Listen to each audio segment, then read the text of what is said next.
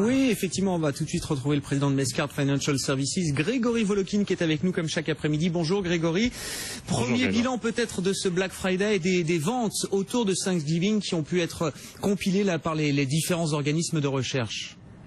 Alors il faut croire que les Américains ont passé plus de temps en famille, plus de temps à manger leur dinde que dans les magasins, puisqu'en fait, oui, sur une année, il y a une baisse des dépenses de 11% lors de ce fameux week-end de Thanksgiving.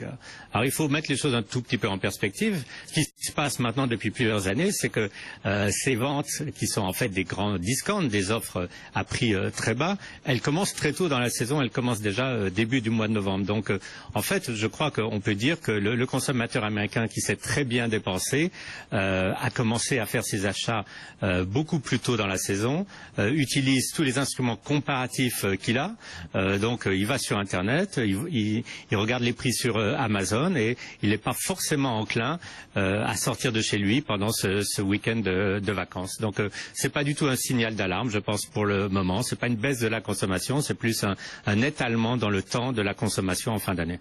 Bon, étalement dans le temps, effectivement, avec des habitudes de consommation qui sont peut-être en train de changer. J'imagine qu'on parle également beaucoup du pétrole, Grégory. Oui, on parle surtout du pétrole, mais je dirais qu'on devrait même en parler plus encore, non pas parce que le cours baisse, parce que ça, comme disait votre correspondant, c'est plutôt favorable pour l'économie, mais parce que toute une grande partie quand même de l'économie américaine a bénéficié de cette explosion du pétrole et du gaz non conventionnel. Alors on voit maintenant qu'il y a des compagnies qui étaient en chute libre vendredi. C'est un vrai Black Friday pour ces producteurs d'énergie, puisque certaines actions étaient en baisse de 20 ou 30% vendredi. Il faudra voir si elles se stabilisent. Mais c'est clair que en dessous de 65 $ le WTI, il y aura beaucoup de compagnies qui tout simplement vont perdre de l'argent en exploitant le pétrole. Ça ne veut pas dire qu'elles vont couper parce qu'elles ont besoin de ce cash flow pour payer leurs dettes. Elles ont beaucoup emprunté, mais ça veut dire en tout cas qu'il va y avoir des jours très difficiles pour beaucoup de compagnies pas bien capitalisées. Merci Grégory. On vous retrouve juste après l'ouverture, dans une demi-heure, aux alentours de 15h45, pour faire un nouveau point sur Wall Street. On attend une ouverture en baisse. Les indices futurs reculent légèrement. Grégory Volokin, le président de Mescard Financial Services à New York. Et puis on termine ce journal avec vous à New York.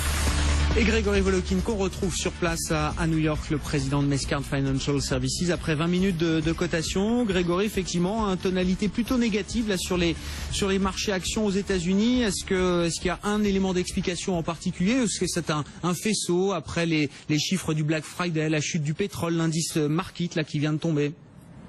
En fait, la liste des éléments un peu négatifs est assez longue parce que vous avez eu justement les chiffres qui venaient de la croissance en Chine, en Europe, le fait que la baisse du pétrole affecte tout un secteur de l'économie aux États-Unis, le fait qu'on a été déçu sur la fréquentation des magasins pendant ce Black Friday, et on voit là d'ailleurs les grandes chaînes de magasins abandonnées entre 1,5 et 3%. Donc c'est tout un faisceau de faits qui pousse un peu à la baisse des indices. Il ne faut pas oublier qu'ils étaient pratiquement au plus haut tous les jours maintenant depuis un mois.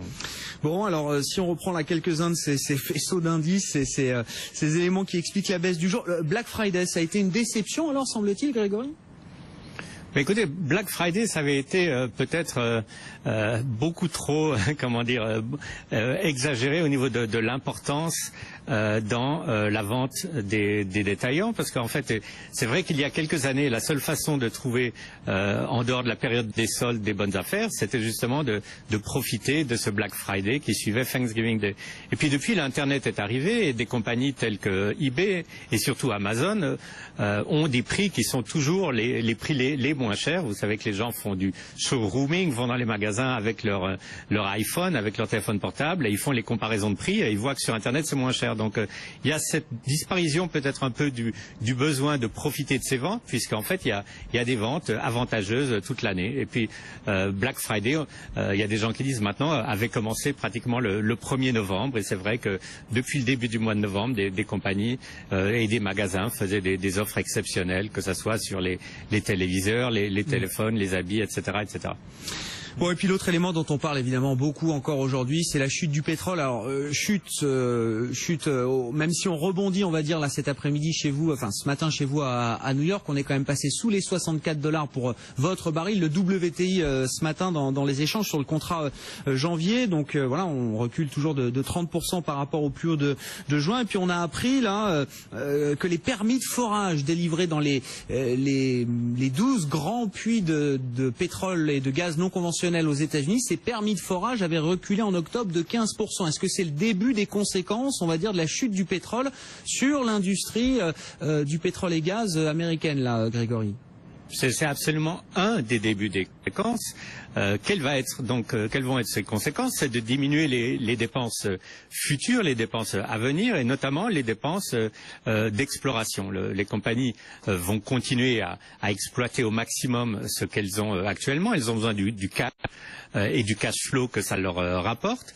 Par contre, comme la plupart de ces compagnies sont déjà très endettées et utilisent un gros effet de levier, envisager maintenant des dépenses l'année prochaine pour des nouvelles explorations, pour acquérir des nouvelles réserves, semble absolument hors de question. Donc vous allez avoir les compagnies les plus faibles qui tout d'abord vont justement suspendre ces futures dépenses, et on voit d'ailleurs que les compagnies en dehors des compagnies énergétiques, ceux qui souffrent le plus sont justement les services pétroliers qui ont besoin de ces nouveaux contrats continuellement pour avoir justement des revenus en forte croissance. Donc c'est tout un secteur de l'économie aux États-Unis qui pourrait être en difficulté. Il y a beaucoup de gens qui se réjouissent de la baisse des cours de l'énergie qui serait soi-disant favorable pour la consommation. Je dirais que ce qui est très très amusant, c'est d'avoir vu qu'en fait ce week-end on n'a pas vu l'effet favorable de la baisse de l'énergie sur la consommation. Par contre, sur les marchés, on voit nettement l'effet défavorable de la baisse des cours. Oui, c'est vrai que c'est un peu l'impression qu'on a pour l'instant, hein, c'est que les effets négatifs l'emportent pour l'instant à court terme, en tout cas sur les effets potentiellement positifs de la baisse du pétrole. Merci beaucoup Grégory. Grégory Volokhine, le président de Mescart Financial Services sur BFM Business dans Intégral Bourse. Hein, les marchés qui reculent à Wall Street cet après-midi. Le CAC, lui, qui accroît légèrement ses pertes, à moins 0,5%. Pas de gros mouvements.